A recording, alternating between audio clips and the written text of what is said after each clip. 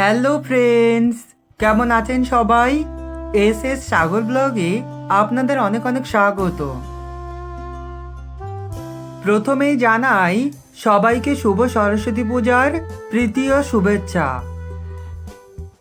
বাড়িতে সরস্বতী পূজার আয়োজন মোটামুটি সবই কমপ্লিট।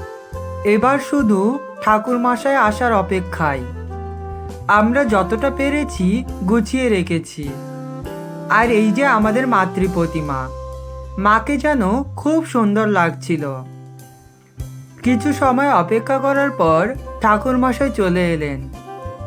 এসে উনি পুজো শুরু করে দিয়েছেন। সরস্বতী পুজো মানেই বাঙালির কাছে এক আবেগ। এই দিনটির অপেক্ষায় আমরা সারাটা বছর অপেক্ষা করে থাকি। সবাই বসে পড়েছে অঞ্জলি দেওয়ার জন্য। কিছু সময় পরে ঠাকুরমশাই আরতি শুরু করলেন।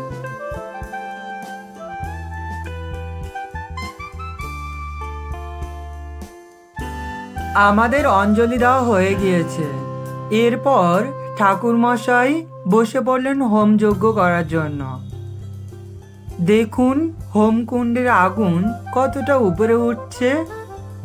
দেখতে খুবই ভালো লাগছে, তাই না? আমার তো এই অগ্নিশিখা দেখতে খুবই ভালো লাগে। খুবই ভালোভাবে পুজো সম্পন্ন হলো। এরপর আমি আর আমার ভাই মিলে বেরিয়ে পড়লাম আমাদের স্কুলে। কারণ আমাদের স্কুলে খুবই বড় করে সরস্বতী পুজো হয় প্রতি বছর। আর এই জায়গাটি আপনারা অবশ্যই চিনতে পেরেছেন। এখন আমি আছি ধান্যকুড়িয়াতে। আমি স্কুলে চলে এসেছি। দেখুন কতটা সুন্দরভাবে সাজানো হয়েছে।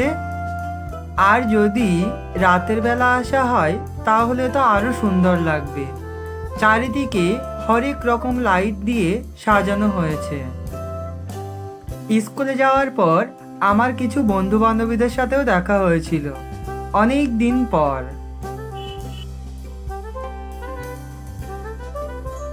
চলুন তাহলে আমরা এবার মাতৃ প্রতিমা দর্শন করে আসি। আমাদের স্কুলের হল রুমের ভেতরেই সরস্বতী পুজো করা হয়। আর এই সরস্বতী পুজোর সাথে আমাদের কত স্মৃতি জড়িয়ে আছে। যে বছর আমরা এখান থেকে পাস আউট হয়ে যাই তার আগের বছর, মানে আমরা যখন 11-এ পড়তাম তখনই আমাদের এই সরস্বতী পুজোর দায়িত্ব ছিল। আমার কিছু বন্ধুর সাথেও দেখা হয়ে গেল। খুবই ভালো লাগছিল ওদের সাথে দেখা হয়ে। মাতৃ প্রতিমা দর্শন করে বাইরে বেরিয়ে এলাম। দেখুন আমাদের স্কুলটা কতটা সুন্দর লাগছে। ধান্যকুড়িয়া হাই স্কুল মানেই ধান্যকুড়িয়ার এক ঐতিহ্য। এখানে অলিগলিতে কত স্মৃতি জড়িয়ে আছে।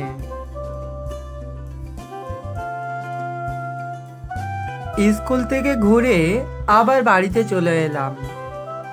ঠিক আছে বন্ধুরা, সবাই ভালো থাকবেন, সুস্থ থাকবেন, আর দেখা হবে পরবর্তী আরেকটি ব্লগে।